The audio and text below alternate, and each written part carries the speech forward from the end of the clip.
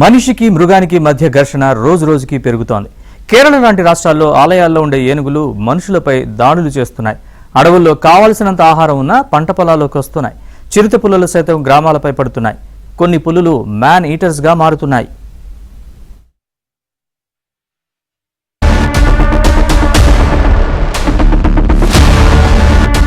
ఒకటి కాదు రెండు కాదు, ఏడాదిలో వందలాది ఘటనలు. జనావాసులపై, పంట పొలాలపై, పోడు వ్యవసాయం చేసుకునే వారిపై వన్యప్రాణులు దాడి చేయడం పరిపాటిగా మారింది. మైదానాల్లో ఉండాల్సిన మనిషి, భూమిపై ఉండాల్సిన మనిషి అడవుల్లోకి వెళ్తుంటే అడవుల్లో తిరగాల్సిన ప్రాణులు ప్రజల మీదకు వస్తున్నాయి.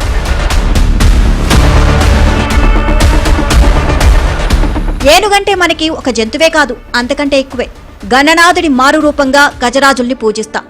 ఏనుగమ్మ ఏనుగు అంటూ పాటలు పాడుతూ ఉగ్గుపాలతో చిన్నారులకు పరిచయం చేస్తాం. ఏనుగు దంతాల కోసం వాటిని వేటాడడం, ఏనుగుల ఆవాసాలైన కారిడార్లను ఆక్రమించుకోవడం వంటి చర్యలతో ఏనుగుల సంరక్షణ ప్రశ్నార్థకంగా మారింది. ఏనుగులకు మనుషులకి మధ్య నిత్యం ఘర్షణ వాతావరణం నెలకొంది. ఏనుగులు గుంపులు గుంపులుగా పంట పొలాలపై పడడం, రైతుల్ని తమ కాళ్ల కింద పడి తొక్కేసి ప్రాణాలు తీయడం వంటివి చేస్తున్నాయి. ఏనుగుల బారి నుంచి పంటల్ని కాపాడడానికి విద్యుత్ కంచెలు, కందకాలు ఏర్పాటు వంటివి చేస్తున్నారు.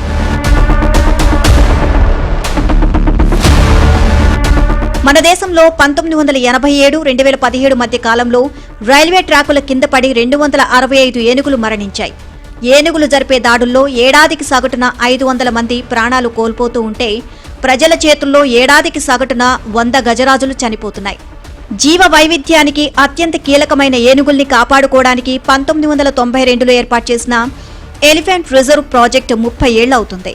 వన్యప్రాణుల సంరక్షణ చట్టం పరిధిలోకి ఏనుగులు వస్తాయి. కానీ వీటి సంరక్షణ మాత్రం తూతూ మంత్రంగా ఉంది. పర్యావరణ పరిరక్షణలో ఏనుగులు ఎంత కీలకమో గుర్తించిన కేంద్రం 2010లో ఏనుగును జాతీయ వారసత్వ జంతువుగా గుర్తించింది. ఏనుగుల సంరక్షణ విధానాలను సమీక్షించడానికి ఎలిఫెంట్ టాస్క్ ఫోర్స్ ఏర్పాటు చేసిన నిధుల కొరత వల్ల ఎలాంటి చర్యలు తీసుకోలేదు.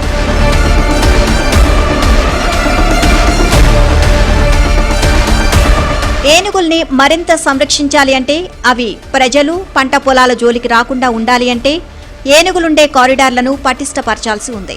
దేశంలో 110 ఏనుగు కారిడార్లు ఉన్నప్పటికీ 70% మాత్రమే వినియోగంలో ఉన్నాయి.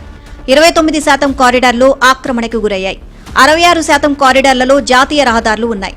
22 కారిడార్లో రైల్వే లైన్లు ఉన్నాయి. ఏనుగులు తినే తిండి ఎక్కువ కావడంతో అవి ప్రతిరోజు చాలా దూరం ప్రయాణిస్తున్నాయి. రెడీమేడ్ ఫుడ్లా వాటికి చెరకు, అరటి తోటలు, పంట పొలాలు కనిపిస్తున్నాయి. మన దేశంలో దాదాపు 30,000 ఏనుగులు ఉన్నాయి. ఆసియా ఖండంలోని ఏనుగుల్లో 60% భారత్లోనే ఉన్నాయి. దేశంలోని 14 రాష్ట్రాల్లో ఏనుగుల రిజర్వాయర్లు ఉన్నాయి. ఆహారం కోసం రోజుకు ఒక ఏనుగు 80 కిలోమీటర్ల వరకు ప్రయాణించగలదు.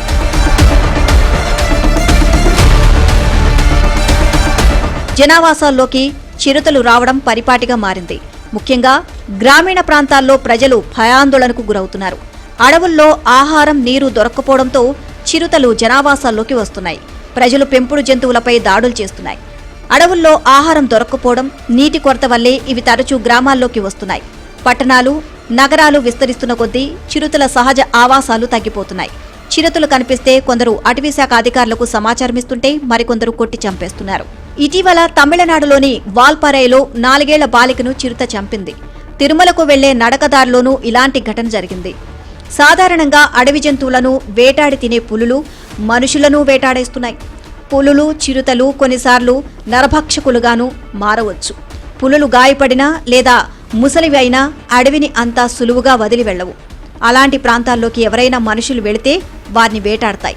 అవి ఒకసారి మనుషులను సులభంగా వేటాడగలిగితే మళ్లీ మళ్లీ వేటాడాలి అనుకుంటాయి. అడవి జంతువుల కన్నా మనుషులను వేటాడడమే వాటికి సులువు.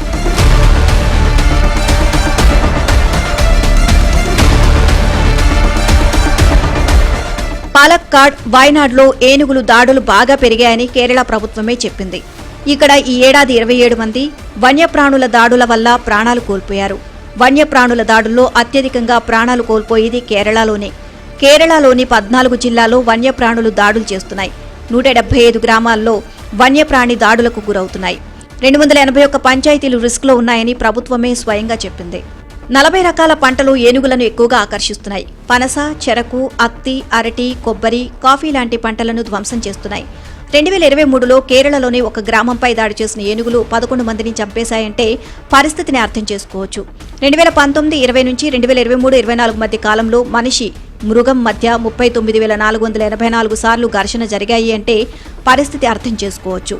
9 ఏళ్లలో కేరళలో వన్యప్రాణుల దాడుల్లో 915 మంది ప్రాణాలు కోల్పోయారు.